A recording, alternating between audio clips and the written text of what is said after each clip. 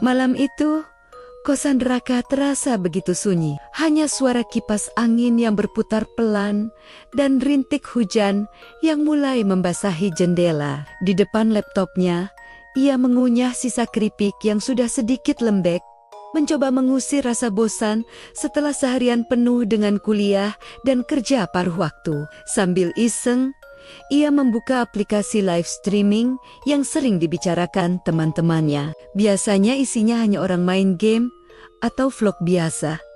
Tapi malam ini, matanya tertumbuk pada satu siaran yang berbeda. Seorang gadis duduk di depan kamera dengan gitar kecil di pangkuannya. Rambutnya yang panjang terlihat sedikit acak-acakan, tapi cahaya lampu meja membuat wajahnya tampak lembut dan hangat. Ia menunduk, fokus pada senar gitar yang dipetiknya perlahan, dengan senyum tipis di wajahnya.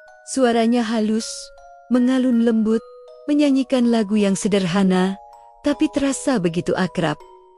Raka sampai menahan napas. Ada sesuatu yang hangat dalam melodi itu. Seolah ia bisa merasakan emosi sang gadis dari balik layar. Jari-jarinya berhenti scrolling. Keripik di tangannya bahkan terlupakan. Rasa penasaran tiba-tiba muncul, membuatnya ingin tahu lebih banyak tentang gadis itu. Setelah ragu sejenak, ia memberanikan diri mengetik komentar pertama di kolom chat yang berjalan cepat. Lagunya enak banget, siapa nih? Jantungnya sedikit berdebar menanti balasan.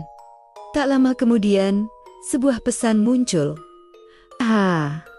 Makasih. Aku Nara. Kamu suka musik juga? Raka tersenyum sendiri. Ia tak menyangka akan dibalas. Rasa penasaran itu kini berubah menjadi sesuatu yang lebih hangat. Seperti benih keinginan untuk kenal lebih jauh. Ia mengetik lagi. Iya, aku suka banget, tapi aku nggak bisa main gitar. Paling bisa main keyboard, tapi jadinya nggak sebagus kamu. Nara membalas dengan ramah. Wah, nggak apa-apa kok. Keyboard juga keren. Lagian aku suka aja kalau ada yang dengerin aku main. Obrolan itu terasa ringan, tapi hati Raka terasa hangat. Rasanya nyaman, seperti berbicara dengan teman lama. Padahal mereka baru saja bertemu lewat layar. Setelah beberapa menit, Nara mulai memainkan lagu lain yang lebih ceria. Senyumnya kini lebih lebar. Raka pun mencoba sedikit bercanda di kolom komentar. Hahaha, kalau aku lihat kamu main gini, rasanya pengen ikutan joget juga. Balasan Nara membuatnya tertawa. Hahaha, jangan dong. Takut malah bikin kacau suasana. Tapi kalau mau nyanyi bareng, boleh juga sih. Biar rame. Raka tersenyum. Ia merasa ada koneksi yang unik di sini. Hanya dari cara Nara menulis dan dari ekspresinya di layar, ia seakan bisa membaca sedikit karakternya. Ada sesuatu yang menarik, yang membuatnya ingin terus menonton setiap siaran Nara. Hari-hari berikutnya, Raka punya rutinitas baru, menunggu notifikasi live dari Nara setiap malam.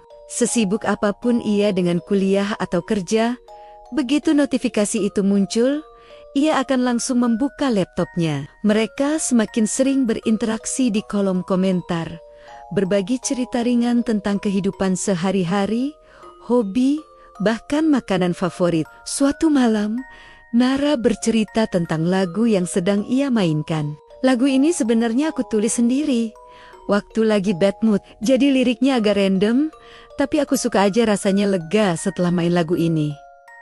Raka langsung mengetik balasan. Serius? Aku nggak nyangka lagunya enak.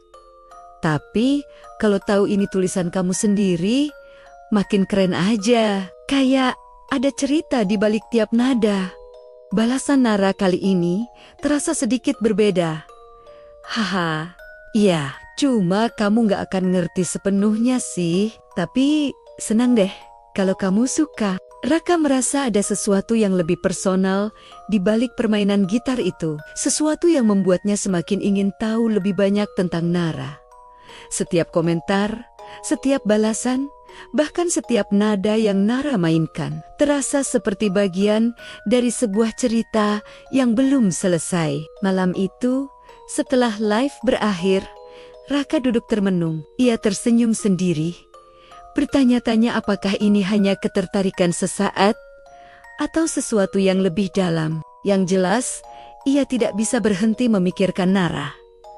Beberapa hari kemudian, Raka memberanikan diri mengirim pesan pribadi. Dengan sedikit gugup, ia menulis, "Halo, Nara, aku tadi lihat kamu main gitar lagi. Dan aku cuma pengen bilang kalau aku seneng banget lihat siaran kamu. Aku tahu ini kedengeran agak lebay, tapi aku ngerasa nyaman aja ngobrol sama kamu di chat tadi." Tak lama, balasan hangat dari Nara muncul, membuat Raka tersenyum sampai ke telinga.